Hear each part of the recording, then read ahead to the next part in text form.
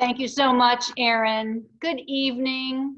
I'm Kate Markert. I'm Executive Director at Hillwood Estate Museum and Gardens in Washington, D.C. Thank you so much for inviting us into your home.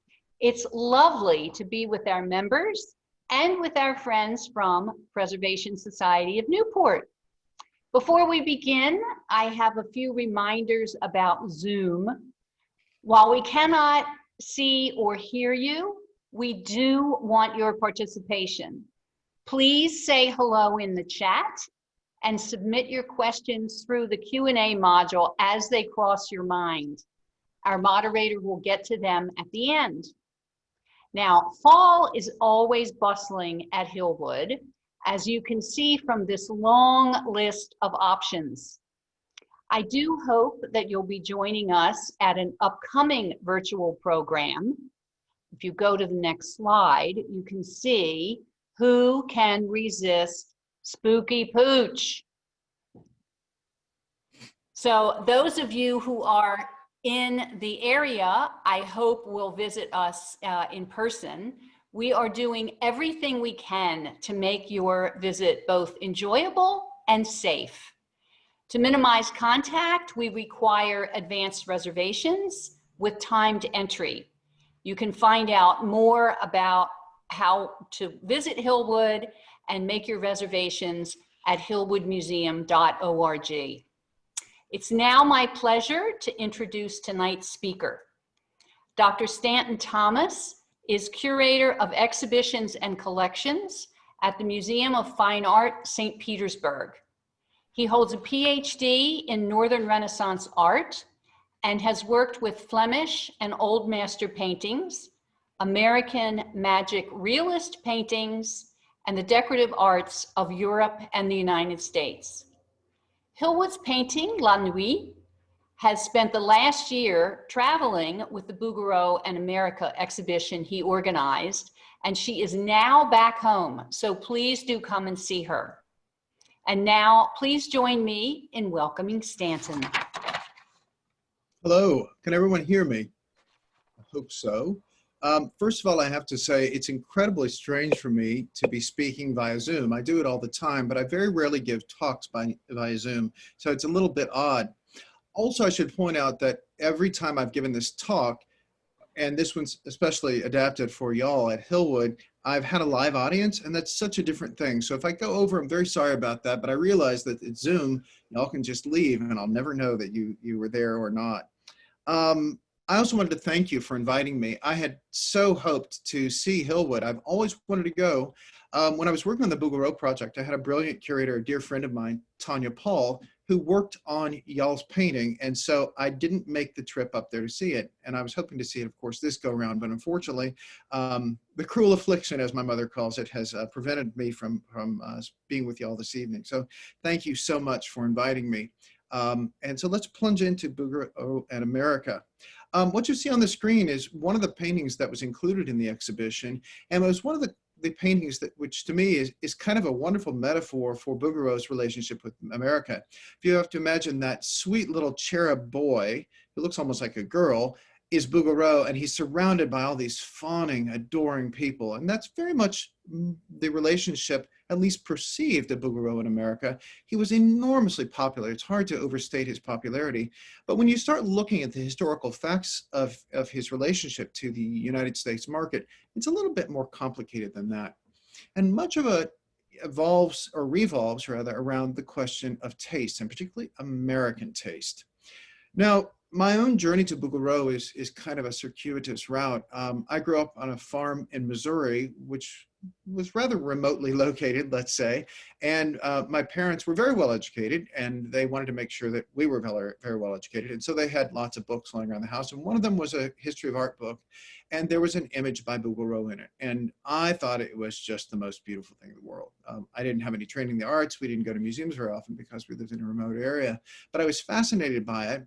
And I read a little bit of the book and noted that it was considered to be in bad taste and that it was outdated and, you know, we really shouldn't like it. And I was always perplexed by that.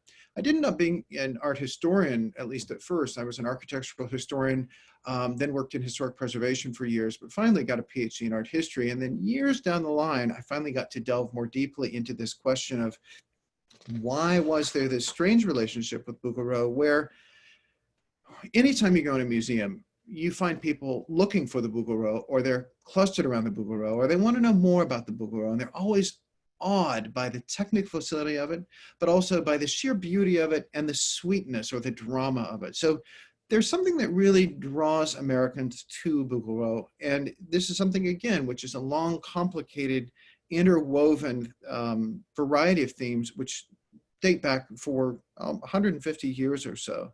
So what I'm going to do today in this talk is give you a little bit of the background in putting together the exhibition and some of the really perplexing questions that we faced in learning more about Bougaro, and particularly learning about Bougaro and America.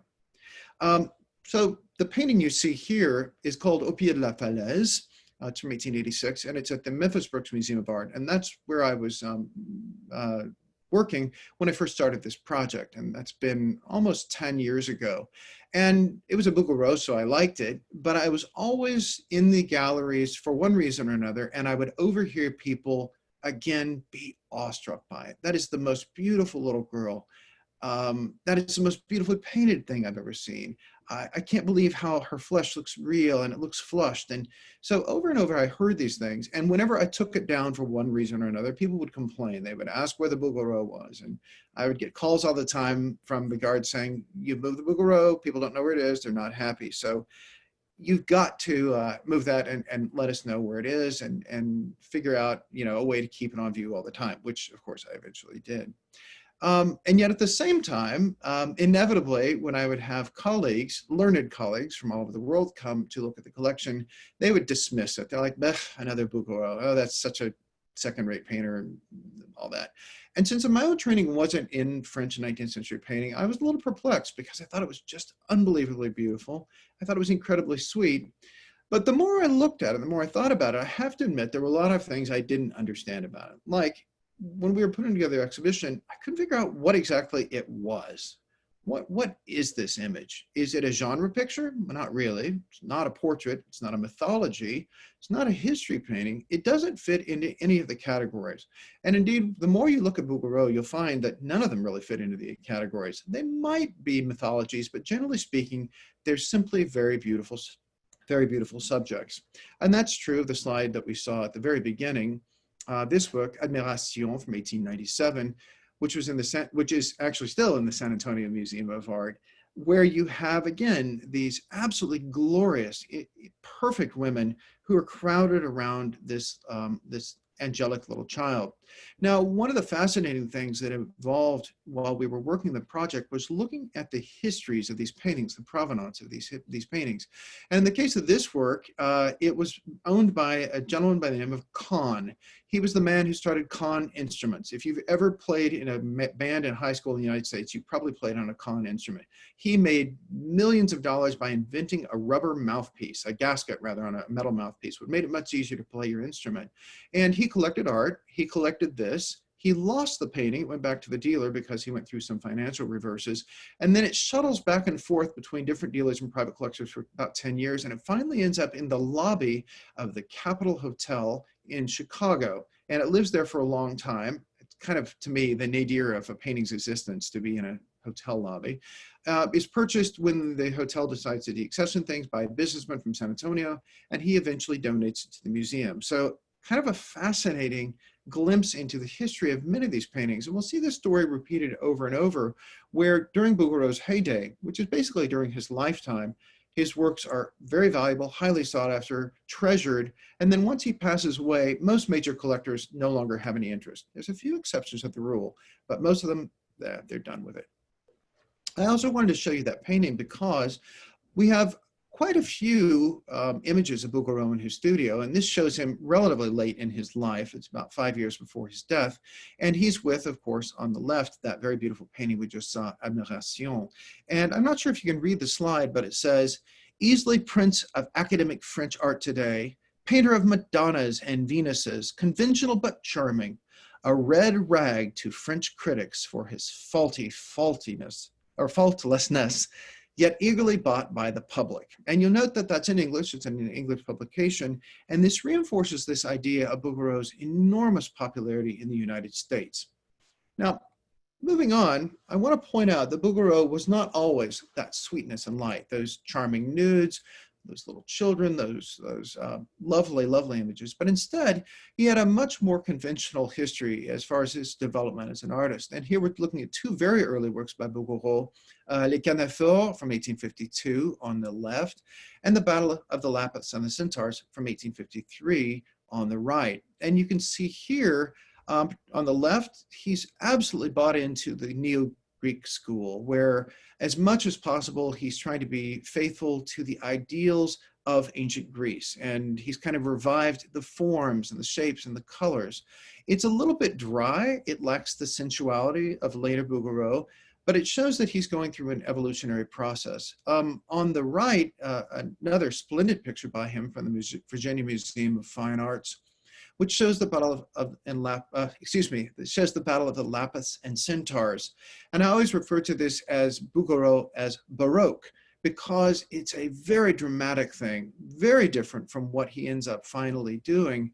And again, it shows that he's looking at earlier painters, such as Rubens perhaps, and adapting some of those dramatic diagonals, some of those really exciting movements into his paintings, just to see how it's going to go. But probably the most important of these in relationship to the American market is the image you see on the screen now. And this is Orestes pursued by the Furies. This is a painting which is now in the Chrysler Museum of Art, but it also had a very long, complicated history. Bouguereau painted it for the open market. He didn't have, it was not a commission. He painted it and it didn't sell immediately, but eventually an American bought it. It was eventually donated to the Pennsylvania Academy of Fine Arts. They deaccessioned it, and it's eventually Walter Chrysler who purchased it, and he gives it to the Chrysler Museum. I think you can pretty easily imagine why not everyone would find this something they would want in their parlor. In addition to the subject matter, it's enormous. It's about 10 feet wide. And the subject matter, as you can see, is, well, let's say a little bit unpalatable. We have Orestes, who is being pursued by the Furies, who are pointing to the figure next to them, behind them, and that is the body of his mother, Clytemnestra. He has stabbed his mother in order to avenge the death of his father. And of course, this is all part of the tragic story of the house of Atreus at Mycenae, part of the larger saga of the Trojan War. So as you can see, it's not exactly the kind of painting that would have appeal for everyone, although technically it's pretty extraordinary.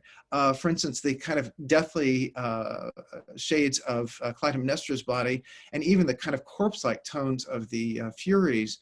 Also, the suggestion of Orestes' madness as he's trying to block out that noise and these apparitions who are following him everywhere. So you can see it's a very strange thing and didn't really do very well on the market. So Bouguereau himself later recalled, and here I quote from him but translated into English, "I soon found that the horrible, the frenzied, the heroic does not pay, and that as the public of today prefers Venuses and Cupids, and I paint to please the public, it is to Venus and Cupid I shall chiefly devote myself." And indeed he did. And one of the remarkable things about him is his ability to understand the American market. He realized very early on, probably with the help of his dealers who were who were very much attuned to the market as well, what was going to sell. And almost immediately he pivots and starts painting objects more like this, and things that are really geared towards the American market. And here we're looking at a very beautiful image of a painting from 1869, which is in a private collection in Memphis, Tennessee, that's simply called Girl Sewing. Very much like that little image of the child sitting at the foot of the cliff, it's kind of a genre picture, but she's really not focusing on her activity, and you can barely tell she's sewing. You can tell she's got mending in her hand, and there's a little needle case over to one side, but really it's this kind of come hither, very lovely painting that doesn't really have any narrative associated with it. It doesn't really have a theme or a subject, but instead people were overwhelmed and meant to be overwhelmed by the beauty of the forms themselves. I hope you can see clearly enough in the slide the utter facility he had with paint to give the flesh tones this wonderful roseate quality. Also, the beautifully, beautiful molded fingers of this young girl as she reaches out to hold that cloth. And then one of the things that blows me away with this painting every time I see it are just the symphonic colors, these wonderful bluish grays set against blacks and these dark dusky greens, really highlighting that roseate quality of her skin, and then the golden hair. So really a tour de force of textures and colors and form. And critics in the United States were very quick to notice that Bouguereau was reacting to the market. And indeed, one of the most perceptive critics at that time period, an American, a woman, wrote that every artist has his style, and Bouguereau's is very pleasing to America. Now, as I said, he quickly picks this up. He really understands his market. And one of the things that happens is, one of the great standards of having a painting collection is you have to have a work by Bouguereau. That's kind of the centerpiece of any serious collector in that time period. But also, if you can afford it, going to Europe and finding a way to speak to Bouguereau directly to commission a work, or perhaps even to commission a portrait. And here is a lovely portrait by an American, or excuse me, for an American of two children, Eve and Francis Johnson, and it was commissioned directly from Bouguereau. He did portraits very rarely because they took a lot of time. You had to do sittings, and he also didn't like them because people always fussed and complained. And indeed, we know from the original records that the owner of this painting, Mr. Johnston, went to visit the studio, met Bouguereau, who didn't speak English, but he always had a translator nearby, wasn't very pleased with the way it was going, and then came back a week later after Bouguereau's corrections, and he was pleased with the portrait and paid the bill and very happily took it back to the United States. But it, again, shows Bouguereau's incredible value to the American market, and also his willingness to change what he was doing in order to make sure that it pleased his American patrons. Now, another one of the reasons that Bouguereau really appealed to Americans is what I refer to as old masters for new money. Most of Bouguereau's career in the United States coincides beautifully with the Gilded Age. And if you think about it, this is that time period in the United States after the American Civil War, where we have the arrival of the merchant princes, the robber barons, all this new money. I mean, truly the nouveau riche. And they're building mansions, a lot of them in New York City, but a lot of them are in other cities as well. In Cleveland, Ohio, in Buffalo, New York, really scattered across the United States. And these people who are building these mansions, they want to put paintings in them. And I already mentioned he'd become the gold standard of, if you're one of these newly minted collectors who's trying to collect paintings, you have to have a Bouguereau. He's the most famous of the French painters. He's really the leader of the French school. If you want to be taken seriously, you have to have that.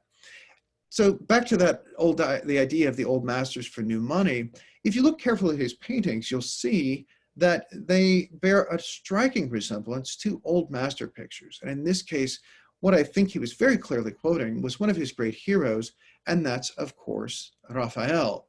And it's not by any means something which is a one-to-one relationship, but nonetheless, you can see that very beautiful pyramidal composition, that sense of clarity, those really beautiful color tones, that sense of harmony, all of which owes to the work of Raphael.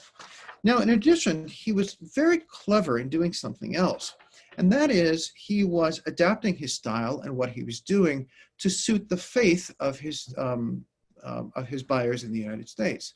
By and large, the people who were purchasing and collecting his works in the United States were Protestants, not Roman Catholics. Now, there's a few exceptions to the rule, and no good Protestant, with the exception perhaps of the Episcopals, would want an image which smacks of the papacy and Roman Catholicism.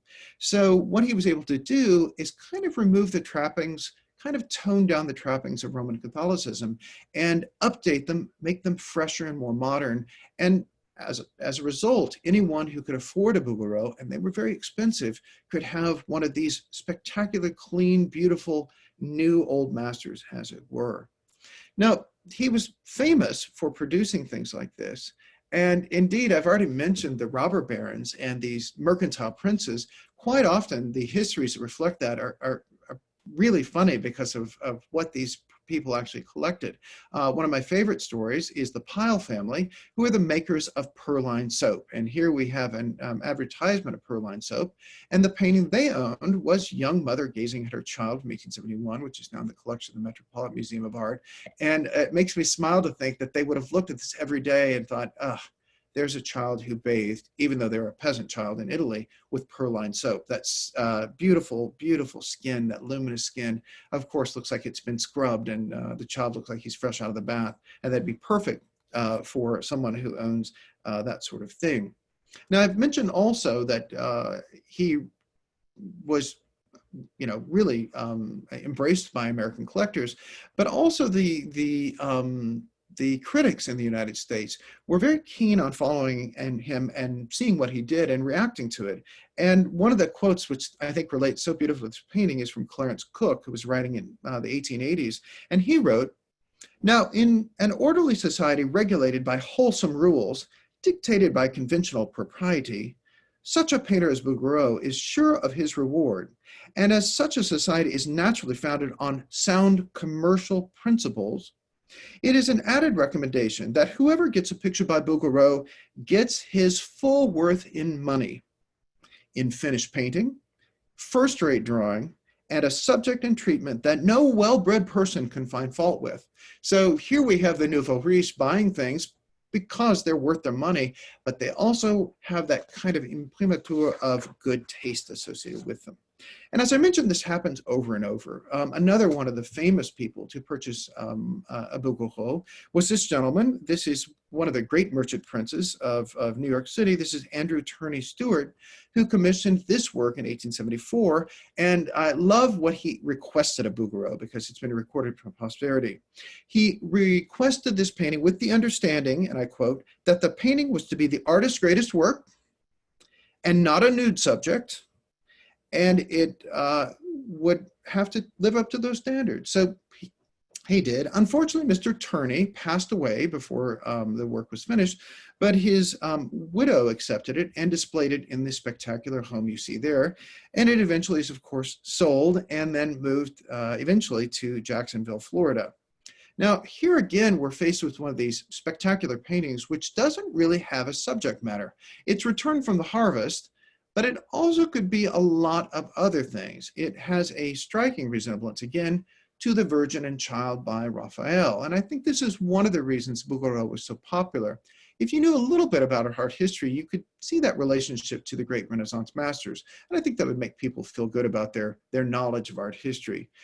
Then on the other hand, maybe you knew something about Bacchus, and this looks very much like a young Bacchus being surrounded by attendants who are celebrating the harvest and celebrating wine. You'll notice that he's wearing a wreath of vine leaves. And then if you didn't know anything whatsoever, you could certainly admire it for the correctness of drawing and the beautiful colors and the beautiful forms. So I think it gets clearer and clearer why Bouguereau appealed to such a wide group of people. Now, moving on, I wanted to give you a glimpse into the environment in which this was displayed. And I love these interior shots. It was one of the great joys of working on this project to peer back in time into some of these houses. And this shows it in the Stewart Mansion, which we just saw the exterior of a few minutes ago. And it's kind of hard to see. It's roughly in the center of that slide. Well, actually, no, where you're looking at it, it is to the center left. There's a large statue, and it's kind of between that large statue and the one further to the left. You can see it in there. So if you were going to have a Bouguereau, you wanted a big Bougaro, particularly if you had one of these environments. Now, I think it's very funny that Mr. Turney did not want a nude subject. He was a good Protestant, but it did not seem to bother a lot of people who either commissioned or purchased the work of Bouguereau. And early on in the project, I was working with a group of scholars, many of whom wrote essays for the catalog, and we were kicking around ideas and talking about themes. And I said, you know, I'm always wanting to do an essay called Pornography for Puritans, because so over and over, I find these kind of sexual images in Bougaro, and yet at the same time, they're not very sexy. And one of my fellow scholars, for whom I have great esteem, said, they are not pornography. I'm like, oh, I kind of think they are. So we had this very spirited discussion. I eventually ended up writing about criticism of Bougaro because I found it more interesting. But I do find it very curious over and over in the work of Bougaro that you have images of women, of nudity.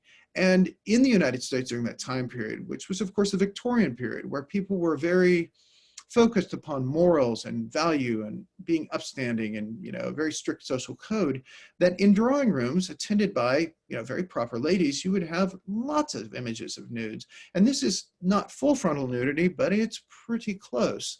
And one of the reasons Bougaro also appealed to people in the United States was his remarkable ability to do nudity, to do these kind of sexual images, but in one way or another, make them relatively pure. And indeed, Clarence Cook, again, who was kind of merciless in skewering Bougaro, noted about images like this, that they're as pure and passionless, as cold as an anchorite could desire. And again, that suggests that the American public understood this, and they loved Bougaro for that reason.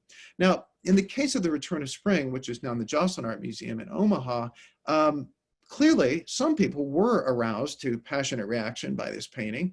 And one of the things that happened, very shockingly, is it was attacked not just once, but twice. For the first time in 1890, and here you can see this wonderful pot boiler image of this man attacking it in his good 19th century clothing, and he actually did do some damage to the picture.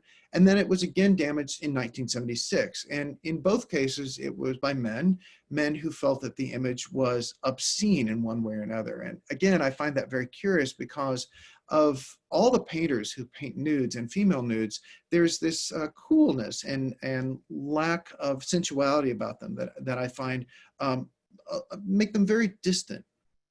Now, just one more of those, I think, before we head on to the Hillwood painting. And that's, of course, one of the very most famous Bougaro of all, the Nymphs and the Satyr from 1873.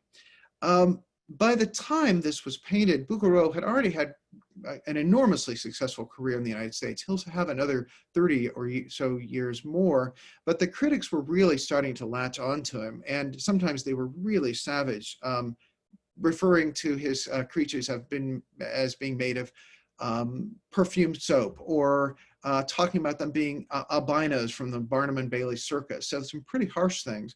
But one of the most really severe critics was a man by the name of Edward Strahan.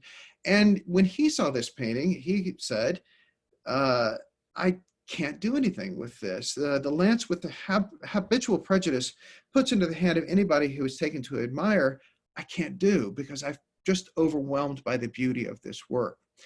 This is another one of those very curious images where it's very much about sensuality and sexuality, but it's all pretty well hidden, and there's that sense of distance as well. And again, I think that was something that appealed very much to Victorian tastes of the time. Nonetheless, it did at least have some reaction from gentlemen.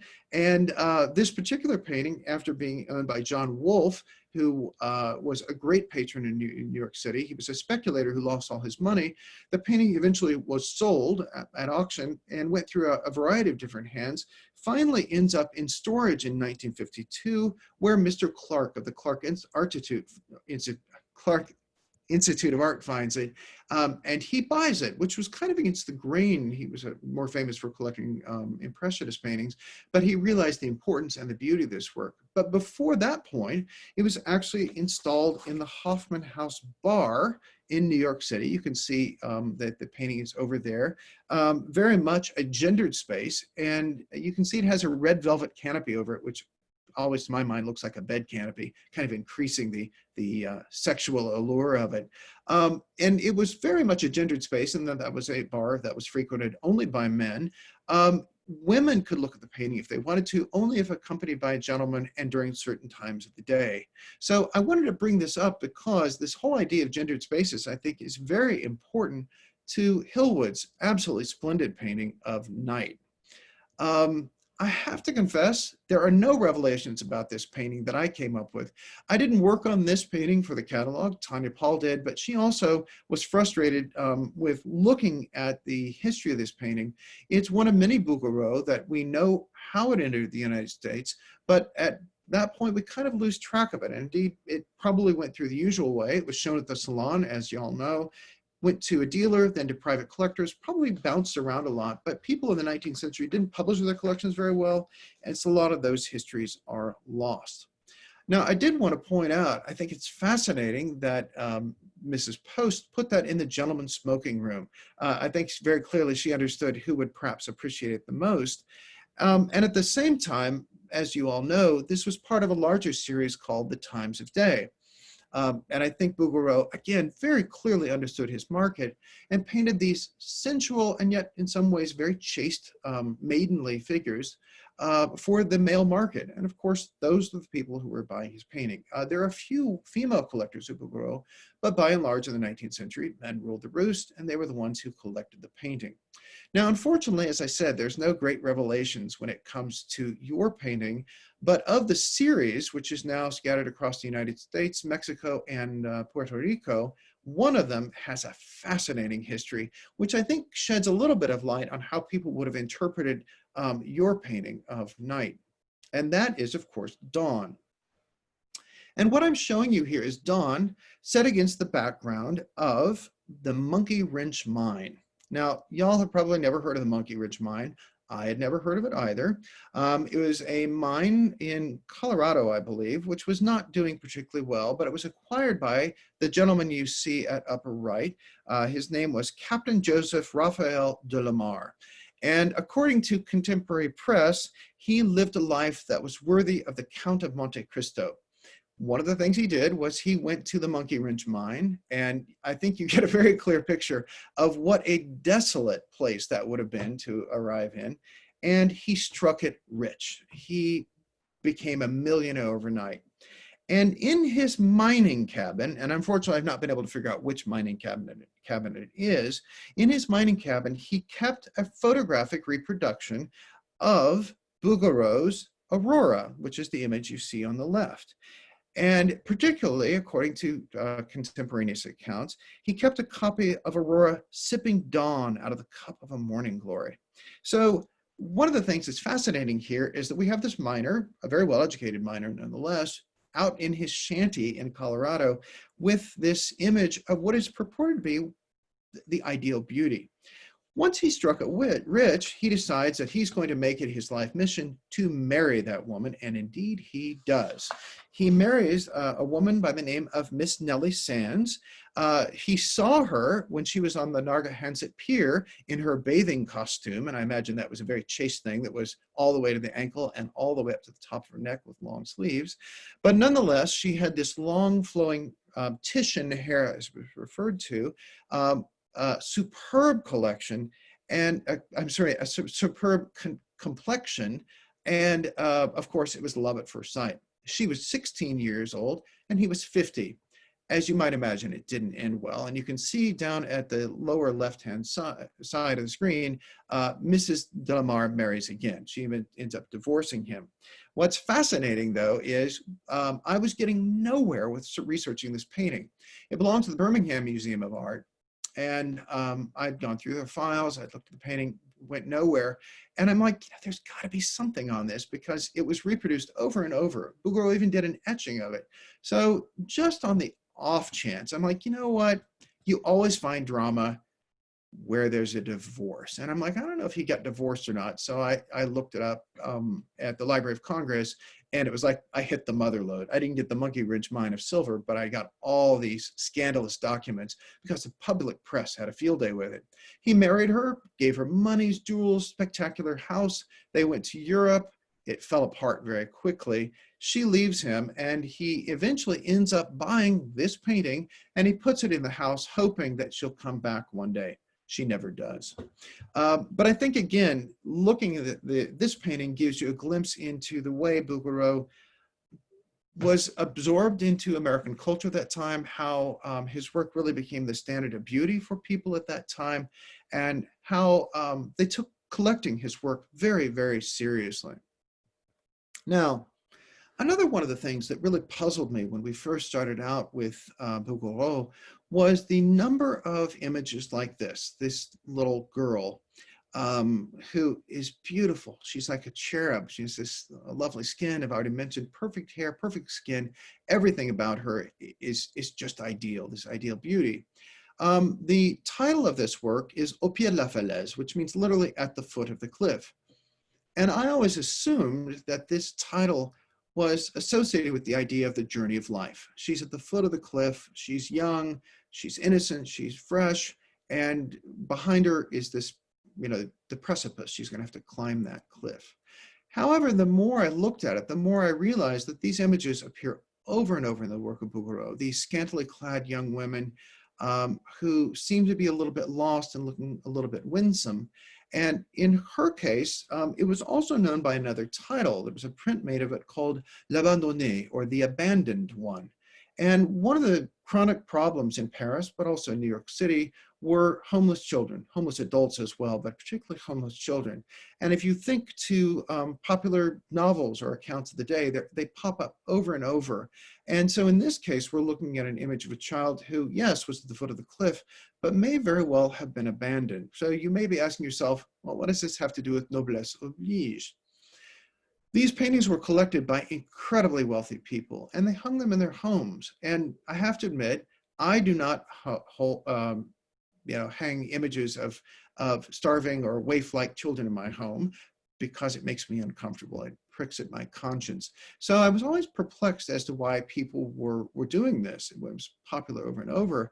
And then I realized that it might very well have something to do with the idea of noblesse oblige. And that is the idea that the nobility, these new merchant princes, these robber barons who'd amassed these enormous fortunes, did feel some stirrings of their conscience. They were, after all, good Christians, good Protestants, and they were in many ways required to help those less fortunate themselves. And so I think one of the reasons that Bouguereau appealed to them is they had these images of the poor who definitely needed help, but they weren't nasty images of the poor. They were clean images of the poor. These were beautiful people. They were righteous, and they were people who could be helped, and they could feel good about having done that, and they wouldn't have to feel revolted at the sight of all this poverty. So to my mind, over and over, when you see these images in the work of Bouguereau, it's this idea of noblesse oblige and the idea of polite assistance in the age of an enormous disparity of wealth. And quite often when I look at the work of Bouguereau, I'm reminded of how much the Gilded Age is a mirror for our own time. Again, that enormous disparity of wealth, the 1%, and then all the struggles of people who are trying to move upward. I have to confess right now, this talk and looking at these images seems particularly timely. Now, another thing about Bouguereau, and perhaps the most important thing of all when looking at American taste in Bouguereau, is the idea of Philistine taste. And I'd often wondered about this, but in reading American critiques of his work, I eventually found one person who really put their finger on it. And he's a person who referred to Bouguereau's work as perfect for Philistines. And I have to confess, Philistine is a word I had not heard from since Catholic school in the 1960s, being a Philistine. And I knew what it meant, and then I realized, I guess that is really fitting. That a Philistine is, of course, a person who is hostile or indifferent to culture and the arts, or who has absolutely no understanding of it. So in this case, I think that might be one of the things that was so appealing to Bouguereau during the 19th century. Here we have another one of those images. It's called The Dream of Spring. Not a mythology. It's certainly not a genre picture. It's sensual, but it's not erotic. So it's one of those things that you don't have to understand. Coming up to this, you wouldn't need to have any kind of classical education. You wouldn't have to, say anything particularly erudite about it. You could simply go, oh my God, look at the colors of that. Look at the flush qualities of her skin. Look at the emotion. Doesn't this make you think of spring? It's a wonderful thing to show off your taste and your wealth, and yet not having to really know anything about the work at all. And of course, I think it's a very bourgeois taste, and I'm proud to this day to still love Bouguereau. I still think he's an incredible painter, and I think there's enormous value in focusing upon these things, which really are beautiful and were painted to be beautiful things. Now, this sort of painting which you can see is done in 1901, kind of marks the end of Bouguereau's career. Of course, he passes away soon after that. That really marked the end of his career. But also by this time, think about it, 1901, the Impressionists were in full swing by this point. Indeed, the Impressionists, many of them, were kind of getting up in age. People in the United States were already starting to collect post-Impressionism, or at least those things that lead towards post-Impressionism. And there were a lot of Impressionist works in the United States as well. So one of the things we find is there's a gradual decline in critical taste. There are a lot of, strong critics of Bouguereau even during his lifetime, but then he almost completely drops off the radar screen for several decades, and he's not really revived until really the mid-century and the 1980s, at least with the critics and the art professionals. Among other people, there is a long history of popular endurance. Indeed, my grandmother had a Bouguereau print in her house, which she'd had since the 1930s. So even though the critics and the museums weren't interested, people loved him and always gravitate towards his work. And that brings me back again to admiration, where we have something which doesn't really have subject matter. This is not part of mythology. And instead, it's meant to be this vision of loveliness. It's meant to be this wonderful creation on the part of Bouguereau for the American market, so people can revel in his vision and show off their wealth and also show off their good taste. Now, one of the things that I find very encouraging was the exhibition itself was an enormous success. It opened in Milwaukee, traveled to Memphis, and then ended in San Diego. And this is the image that San Diego owns, this ravishing image of a shepherdess. And it pleases me to note that the exhibition was very successful, but one of the other things about Bouguereau is there is no shortage of Bouguereau tote bags and pen and paper sets, and you name it, he's doing well.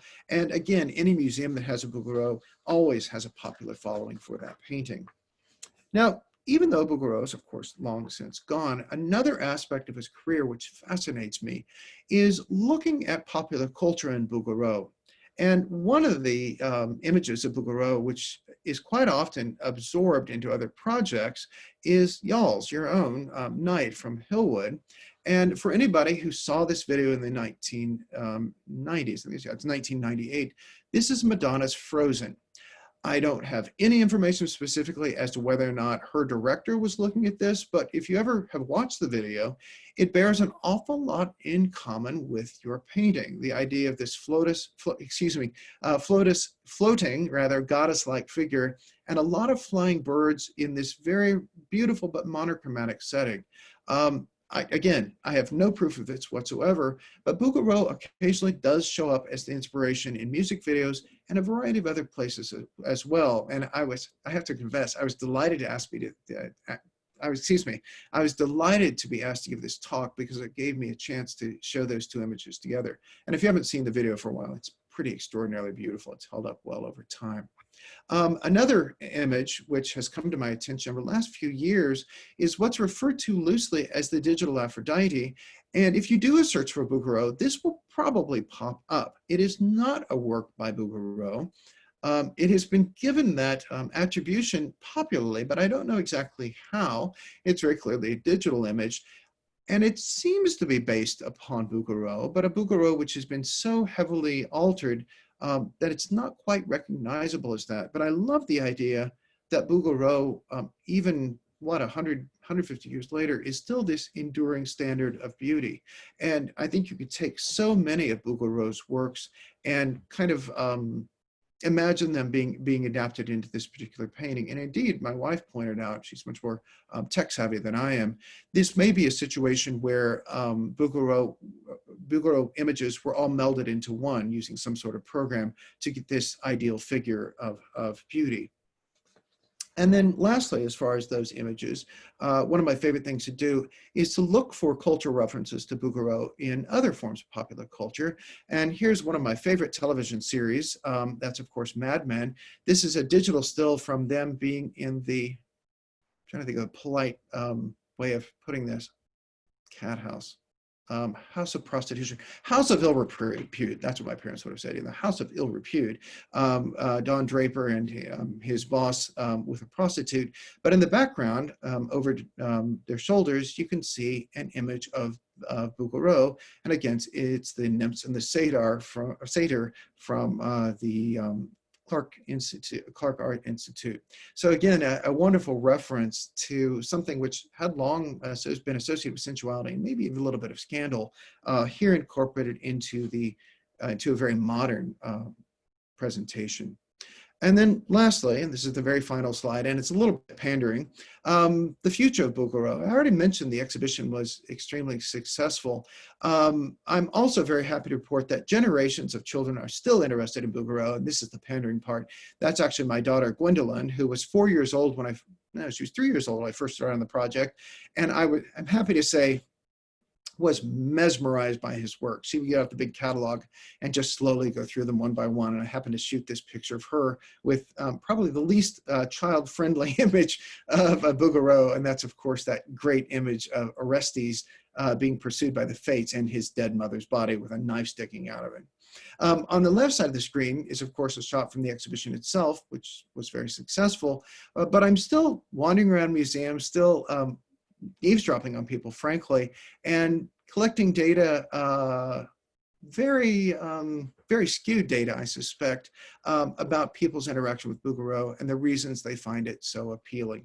That ends my formal presentation for this evening. I'm afraid I went too quickly. It's very hard for me to time this, but that gives us plenty of chance to ask questions if y'all have any. And thank you very much. Thank you very much, Stanton. That was terrific. We do indeed have plenty of time for questions, and so far I've gotten one excellent question, and I will start with that. What did Bouguereau make of the pre-Raphaelites, and what did they think of him? Oh, I don't think we have any direct information, unfortunately, because the pre-Raphaelites were operating at about the same time, but a little bit earlier. And he, as far as I know, there's nothing there. Interestingly enough, though, there are a couple of American painters who did respond to Bouguereau. One of them was Winslow Homer. Winslow, and I have to paraphrase because I don't have the text in front of me. I was shocked when I was reading these early critiques of Bouguereau that Winslow Homer said he wouldn't cross the street to see a Bouguereau. They come as close as anything to be artistic frauds. And I thought that was so illuminating. Other artists, and particularly artists like Winslow Homer, who were more and more interested in, I guess, a greater sense of realism and greater sense of natural illumination, they were disgusted by the artificiality of Bouguereau. And I took out a lot of the quotes because I wasn't sure about time. One of the most scathing quotes, and one of the ones that makes me laugh the most, is one of the critics said, looking at one of his Christ childs, he said, you could take a straight pin and drive that into that child's bone all the way in, and it wouldn't make any difference because children like that don't actually exist. So I don't know what the pre-Raphaelites thought. As far as I know, there was no reaction, but we have very clear indications of what American and British critics were saying about his work. So sorry, good question though. And I also have a funny anecdote, which I'll have to paraphrase also, because I have the quote in front of me. When Sargent presented Madame X at the Salon, and it was scandalous because Madame Virginie had the strap draped off her shoulder, which was considered really improper.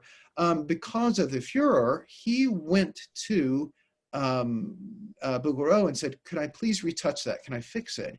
And Bougaro, who was the head of the academy, said, no, you may not fix it. And I advise against doing this sort of painting. It leads to scandals and the breaking up of households. So he had this very, very harsh judgment on this young artist. Bougaro was pretty tough. Are his paintings coming up for sale now? And what is the scope of his work in terms of how many paintings are in the US and how many remain in Europe or elsewhere? We don't know, and we worked very extensively with both Christie's and Sotheby's. At the time, Polly Sartori was at Sotheby's. She's now at the Gallery 19C, and she was an amazing resource. It's very hard to tell because they track as many private collections as they can, but it's hard to know where some of these paintings have ended up. Occasionally they show up in private collections and they've been lost. One showed up maybe 6 years ago in a private collection in, hang on a minute, think it was Cincinnati. Family didn't really know what it was. It had passed down for generations. And of course, they did very well with it at auction. The market is very volatile right now, I guess you could say. His paintings come up regularly for auction. He was fairly prolific, despite the fact that his paintings are always of very good quality, particularly the earlier ones. And if you're interested in Bouguereau, you could certainly find one. They start, I guess, high hundreds of thousands and well up into the millions. His market has never come anywhere near the stellar heights of the Impressionist market, which is kind of ironic because he sold for much, much higher prices during his lifetime. But they've kind of recovered a little bit. You know, a good Bouguereau painting is easily $4 or $5 million. One of my great frustrations, and Tanya was equally annoyed, is a lot of the really fine Bouguereau paintings that have come on the market recently have been purchased by, politely, hedge fund managers, robber barons. They've been purchased by robber barons in New York City who were unwilling to loan them to the exhibition. And we were so disgusted that we couldn't get these people to, you know, let them loose for a little while and share them with the public. But they are out there, they are available. You just need a lot of money.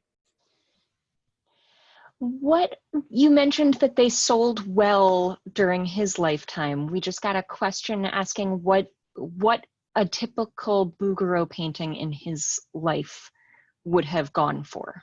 Oh, yuck. What a hard question. And it's funny. It's also hard to calculate with inflation and whatnot. Hard to calculate. And I did do the math once. It escapes me right now. I'm sorry. That's a really good question. I should have come prepared for that. In fact, originally when I was into the project, you know, I had the chart where it was, you know, a person could afford a Bouguereau and an average person could afford to live for 10 years or, you know, buy a large house. So it was a significant amount of money to purchase a Bougaro. That is a terrific benchmark to help us understand. Kathleen Vassivo asked how Bouguereau's work was received in France. It was fairly similar. A lot of the French critics and a lot of the other French artists realized what he was doing. The Impressionists absolutely detested Bouguereau. They actually had a word for it, which was called Bougueroté, Bougueroish, which to them meant maudlin, overfinished, polished, charming, but in a really forced way, Bougueroté. And indeed, a lot of times Bouguereau paintings were referred to as les bien léchés, the well-licked paintings, because the surface is akin to ice cream. If you think of ice cream, if you're licking on a cone, it has this kind of translucent, very slick quality. That's quite often the surface you get on a finely preserved Bouguereau. So artists and critics had a very similar reaction. Early on, they recognized his power, but later on, as Impressionism and other more progressive movements evolved, they kind of turned their backs on him. Nonetheless, he remained incredibly powerful, both in the Académie des Beaux-Arts, but also as far as being highly collected in the United States, but also in France. Most of the paintings, though, went to the United States, and they went across the United States from coast to coast, and during his lifetime. One of those points dovetails nicely with another question that just popped in, which is, who did Bouguereau study under or train with, and what artistic elements would you say were his major influence, and likewise, what he left for others to study following in his footsteps? He trained with an artist by the name of Fickle. Before that, Bouguereau came from very humble beginnings. His father was an olive oil merchant, if I remember. His father was a Protestant, which is kind of unusual. His mother was a Roman Catholic. He has a very unusual name, which would have been pronounced William. He was not Guillaume. He was actually William. He was from La Rochelle, which is closer to the English coast. I'm imagining there must have been some kind of English connection in there, but I haven't discovered what it was. He ended up working in a lithography factory at the very beginning, designing fruit labels, but he had an uncle who was a Catholic priest who recognized his talent, and so he was given training, and then finally, between the priest and his mother, who believed in him absolutely, Madame Bouguereau must have been a force of nature, he eventually goes to Paris, studies with Picot, and then eventually he's admitted to l'Académie des Beaux-Arts. So he goes there, studies, follows the full course, and eventually is awarded the Prix de Rome. There he's able to spend time copying ancient ruins, which he adored. That influenced him. He was able to copy firsthand the works of Raphael. That was very important to him. But looking back, he was very heavily influenced also by Ingres, by David, by any of those earlier painters who sought these ideal visions of beauty. So he has a pretty complex artistic background that he melds into his really unique style. Now, I think the second question second part of that question was, what did he leave for others to discover? I'm not even sure how to interpret that question. Well, I'm thinking more in terms of whether he had students who followed in his footstep and how he helped train the next generation of artists. He did absolutely have students. There's no doubt about that. And he needed students because what he was doing was producing these very large, very finely finished works. One of the things you will find on the market are works associated with Bouguereau, which seem to be the studio that he may have finished off certain elements of them. But by and large, the good ones are completely by his hand. But he would have had people helping him transfer drawings onto the canvases, preparing canvases, working up the paints and things like that. He did, however, have students. Probably the most famous of his students was a woman by the name of Elizabeth Jane Gardner Bougaro. She was a good Yankee Protestant girl from New Hampshire who trained to become a painter and eventually ends up marrying Bougaro after his first wife dies. And after Madame Bougaro dies as well. Madame Bougaro, I do not think, was interested in her good Catholic son marrying an American Protestant. So yes, he did train a lot of people.